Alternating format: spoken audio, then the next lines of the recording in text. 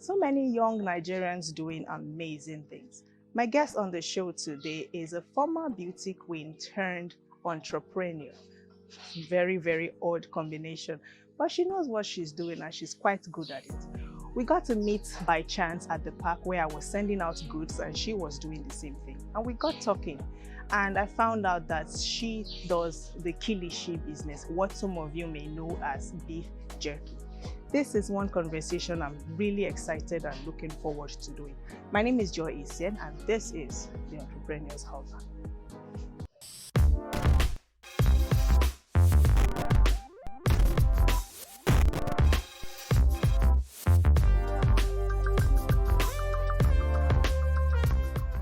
You're welcome to the Entrepreneur's Hub. Thank you. First of all, I have to say this. I want to be like you when I grow up because you're living two lives. One of the beauty pageants and then an entrepreneur. Why not tell us why did you decide to go into pageantry and how has it been for you? Okay, let's say pageantry is not a big deal for me. It's been a part of my life since I was like 17, 18. Like when I went into university. So it's been a part of me. And over the years, it has helped me build my confidence. And normally, pageantry or as a beauty queen, pageantry helps you to pave way for you. Normally, places or people you wouldn't have met on a neutral ground. Pageantry or being a queen gives you that edge. You can enter offices, you can do a lot of things and have access to a lot of things that normally you won't have access to those things if you were a normal girl or something like that. So pageantry on that aspect builds somebody and it has helped me a lot. It's a very, very weird combination if you ask me.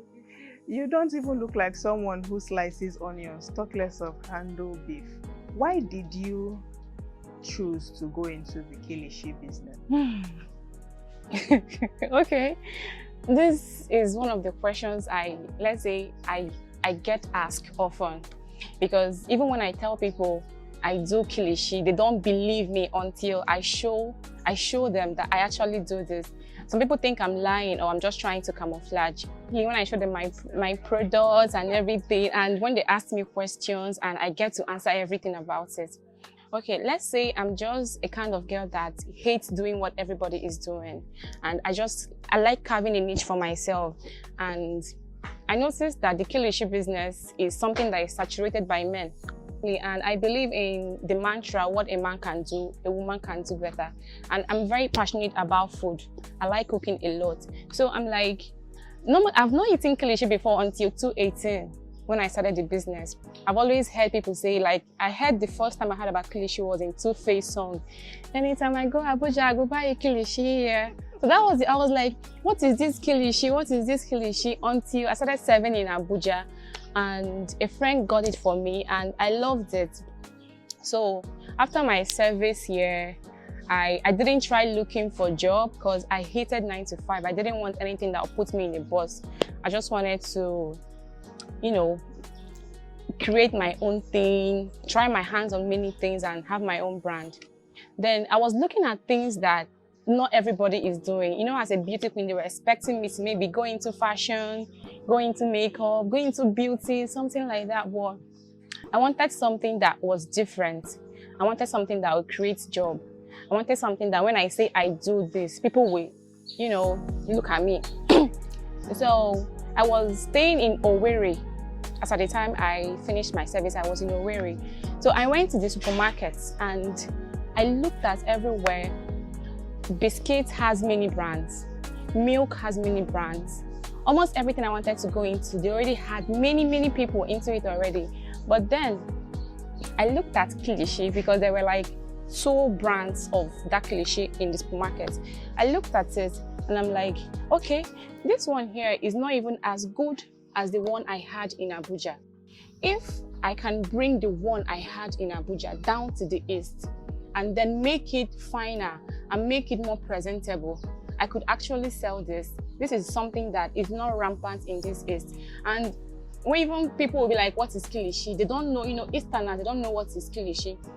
So first of all, I started and I ordered a little bit from Abuja, and I came back, and you know, as a queen, even if I have to go into business, even if it's sand business, I have to make it queenly. I have to make it presentable.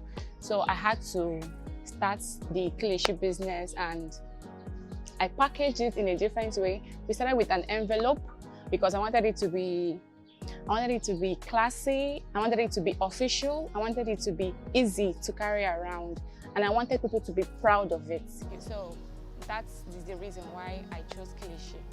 Do you do all this yourself, or you have a team you work with? Yes, I have a team that is working with me. The only thing I do is to curate the recipe. Like Kilishi making is not an easy job. It's not something I can do. Honestly, it's not something I can do. Because slicing the meat is a skill on its own. It's a skill on its own that I've tried severally to learn it. I can't even try it. So slicing the meat thinly as it is, the fire process, the drying process is not something I can handle on my own. So the only thing I know I've worked on over the years is on my recipe. And I try to make it better than the ones I've taken and also improve as time goes on. How did you come up with your recipe? How I came about the recipe, I love meat a lot. I've mentioned earlier that I like food. I like experimenting. I'm a very creative person. I make use of my imaginations a lot. If I create something on my head, I would like to see how it plays out. So I like marinating meat a lot. So when I got the first Kilishi I got from Abuja, I ate it. It was nice. But then I felt there was something off about this, and I wanted my product to be healthy. That is why our name is Healthy Products, Healthy Kilishi. I wanted it to represent, I want the name to represent what it is, what it's about. So I noticed that the normal Kilishi they sell here, or the rampant Kilishi they sell, they actually put sugar in it. But then I know a lot of people, like people who would even want to buy from me, many of them are diabetic or allergic to sugar. So instead, I had to swap the sugar for honey. And over the years too, we've tried to actually add dates and other natural sweeteners to it. And there are a whole lot of our secret ingredients that I can't say now. Yeah, I don't need to say it. And how do you handle them? Because I know it's not easy dealing with employees. It can be a handful, a very, very big handful, especially as a young lady. It can be a very big handful. Like when I started, the first time I employed somebody, I was very scared. I didn't want to employ anybody.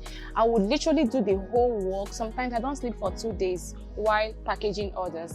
But then at a young age, I started having waist pain. So people advised me, get help, all those kind of things, get help. Yeah, I can't do everything on my own. So I got help. The first help I got, they will always mess up things. Like, I'm a bit of a perfectionist. They wouldn't do things exactly how I want it. And I don't know how to shout or how to tell somebody, do this thing, because I believe you are an adult. You should know what to do at a particular time. So correcting people is a very difficult thing for me.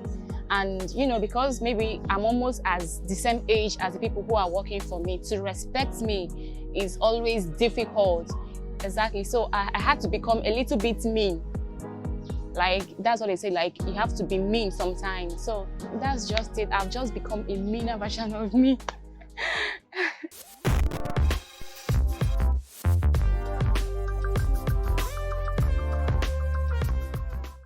How long have you been doing this? I started the Kilishi business in 1st February 2019. Yeah, and when I started, we didn't just start with the Kilishi. I launched with 3 products. That was Kuli oil, that's pure peanut oil. Then soya beans, coconut soya beans, and then the Kilishi. But then it became too stressful for me because I was just the only one handling everything. I would add salt oil from the north, then bring it down to the east, package it. But the soya beans, I was the one making it myself. But the bean selection, the grinding, everything. I was the one making it and packaging it myself. So over time, everything became too stressful for me. So I just decided to leave the other two and focus on the Kilishi because it was on the higher demand than the others. And so that's what we have currently. You've talked about starting business in the East, and then having to get your products from the North. Could that have been the reason that inspired your relocation to Abuja? Yes. That's part of the reason why I moved from the East to the North. Because being in the North, I'm closer to my materials, to my source, to my raw materials and everything. Cow, it's easier for me to access cow from here. It's easier for me to get my labor from here. My workers are Hausa people. Yeah, they're Hausa people, and I got them from from Sokoto. So it's easier for me to work with them here than for me to relocate them down to the East. How can you compare the two locations? How was business in the East and how is it here? Okay, funny enough, I sell more in Owerri than I sell in Abuja. Yeah, because in Abuja, Kilishi is like normal thing, and it's common. Like everybody know where they will go and get Kilishi somewhere by the roadside, and there are a whole lot of people that are doing it here too. But in Owerri, I was like the foremost brand that started it, and it's good. Our Kilishi is really, really good. So our customers are used to it. So since 2019, they've been patronizing, and even more people are joining our group too. Yeah. You said you're exporting already. Yes. How many countries do you export to? Okay. How we started the exporting, the exportation part came from our Instagram page as well, because people in diaspora, they will always see me posting, all these kind of things that they're always hot cake in the abroad. So they always come to our DM and be like, do you ship to this other country? And I've not shipped before, but I'll say yes.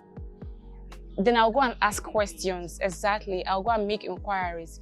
Then I will start shipping to them. Currently, we ship to the US, we ship to the UK, we ship to Dubai. I just currently came back from Dubai. We have distributors there now. And we ship to other countries as well. But since last year, after the COVID period, we have been having a little hitch, in the importation, because there's been a ban on all meat products, on all dry meat products. Both meat, momo, all those kind of things, they have been prohibited. So they are kind of banned, and they are, let's say, what do I even call them? Contraband, exactly. So shipping them is like you're doing an illegal business. So we have to give it to somebody who is traveling. We still ship though. We still ship to those who have African stores in their abroad. So when they buy other stuff that they want to buy, so we just include these ones underneath.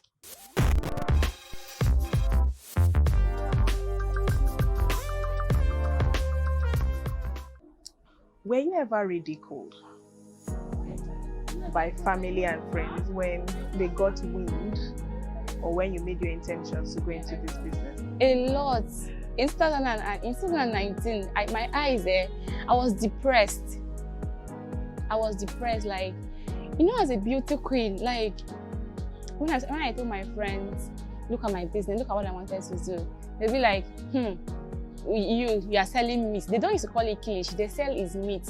I'm selling meat. And I lost a whole lot of them as friends, because Kilishi business will not allow you to be great. Come and do shakara, do all those kind of things. I had no time for myself, because once they send it, I have to cut it, I have to package it. It was so stressful that I didn't have time for myself to look good or go out or just live a normal girl's life. And they weren't proud of it. They didn't want to associate with it because they wanted their friend to be, be glamorous and all that. But I don't regret it. I hope they patronize you from time to time. My friends, yes. But does it believe that friends and family are not really supportive? No, the ones that haven't patronized are the ones that I lost when I started. But the ones that stuck by me, they are my biggest cheerleaders. But my family, my cousins especially, those ones, they were like my marketers when I started. Yeah. I want to share my Kilishi experience because there's a question at the end of this story I want to ask you. I used to eat Kilishi until a very nasty experience I had that made me run away from it.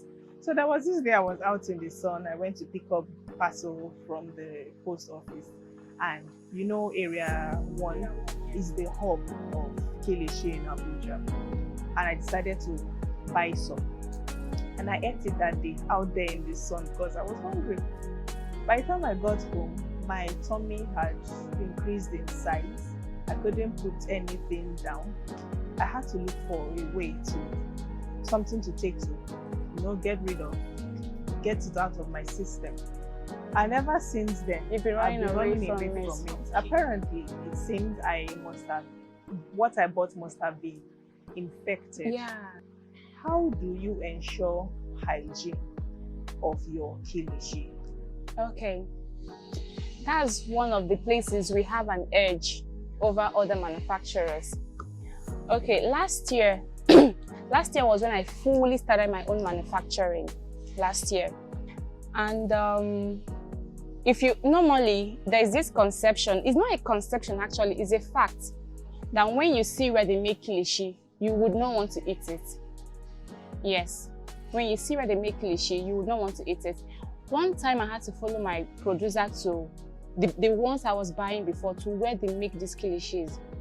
I couldn't enter inside. Because there were flies literally everywhere. God, it was terrible. There were flies. Yes, and there's this general belief they have that because the meat is going into fire, do you understand, it's going to kill all the germs. So even if they should roll it on the ground. Once it's into fire, it's going to be neat or whatever. It doesn't work that way. So the normal, okay, I'm sorry to say, but the one you ate maybe might have been infected. Because during my research, I found out what they do is once they go to the market and buy meat, they don't wash the meat. So from the abattoir, it's going to the table where it is being cut directly. After the cutting, then it's being spiced. Then after the spicing, then they roast it. No washing. So you can imagine the different hands it must have passed through, and the table, and the knife, and everything. So when I found out about that stuff, I really had a big issue with them that day because, they are older men and they have this mentality that we are Africans. They think they kill African man. So I had an issue with them that day, and we had to fumigate that place because of the flies. We had to fumigate the place. I had to get new rods. They are what is called drying rods. It's just like those things they use in barbecue, but these ones are thicker and stronger. So I had to construct new rods. We had to wash the place. I had to get new cutting sets, and I had to sensitize them on the importance of washing meat with salts and drying them before the other process. So that's basically how why we have an edge over other people. We don't expose the meat to the many flies that other people expose it to. And we try as much as possible to reduce the hands that touch it. And then we fumigate our areas and also wash the rags and change it over time when it gets bad. So that's, yeah. There's a question I always like to ask new businesses. Very important when it has to do with funding. How much did you start this business with? And how did you even get the funding to start in the first place? Okay. That's a very important question because it's very vital. This business, I started with 30,000 naira. And I'm not lying. I tell people this a lot, and I tell my age mates, young girls, and they think I'm lying. You know, they have this conception that you need a mega money to start a business. But I try to let them know that you can actually start small and then grow the business and grow that amount. I started the business with 30,000 naira. That was the first Kilishi I bought, was 30,000 naira. And okay, let's say the packaging, because I was using newspaper. No, not newspaper, I was using envelopes then. So I did sticker was for like 5,000 naira. And I did my logo myself, the logo and the designing, I did it myself. Then the sticker and okay, let's say everything was 40,000 naira with packaging. Yeah, so that is the amount I started with, and I can't even tell you how much I've grown that amount. So imagine if I had kept waiting. Don't ask. Don't ask. But I'm proud where it is. I'm proud where it is, and we are still working towards on getting bigger. Yeah. The first day we met you, when we asked how much you sold Kilishi, you answered with a very amusing question. You asked, is it full cow or half cow? Are there people who buy a full cow? Of course, of course. There are people for events, maybe for burial, for weddings, all those kind of things. So I wanted to know which particular one you wanted. It is so nice having you on the program today. I hope it will be easier to get you on the show again next time. Thank you so much for coming. It's been a wonderful time out here with Queen Joy Israel, the CEO of Healthy Kilishi. I'm sure you picked up one or two things there that you may have found useful. Well, the only way to know when my next video drops is to like, subscribe, and turn on your notification to get more of these videos. My name is Joy Isian. It's a wonderful day, so make it count. Bye-bye.